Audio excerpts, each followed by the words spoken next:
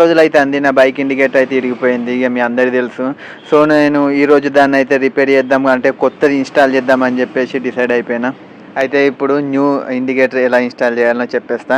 అయితే ఇక్కడ 10 నంబరు అంటే బోల్టులయితే 3 అయితే ఉంటాయి. మనం 10 నంబర్ టీతోని గానీ లేకపోతే ఏదన్నా పాన తీసుకొని అయితే ఇప్పేయచ్చు. ఇప్పేసిన తర్వాత మనం అయితే లోపల చేయి పెట్టి ఒక ప్లగ్ అయితే ఉంటది. అదైతే ఉడదీకేయాలి. ఉడదీకేసిన తర్వాత ఏం లేదు, మనకు 19 నంబరు అట్లా ఒక నట్ అయితే ఉంటది. అది ఇండికేటర్‌కి సంబంధించింది. సో, దాన్నయితే మనం ఓపెన్ చేయాలి. అంటే తీసేయాలి. తీసేసిన తర్వాత ఇండికేటర్ అయితే ఈజీగా వచ్చేస్తది. ఇక బయటికి తీసేసి మళ్ళీ కొత్తది మనం అదే ప్లేస్‌లో అదే హోల్‌లో పెట్టేసి మనము బిగించాల్సి అయితే ఉంటది. సో, ఇలా మనం టైట్ చేసేసుకుంటే సరిపోతది. తర్వాత మనం ఆ ప్లగ్ కనెక్షన్ ఒకటి ఇచ్చేసుకుంటే ఒకసారి మనం చెక్ చేసుకోవాలి అసలు అయిందా లేదా అని చెప్పేసి.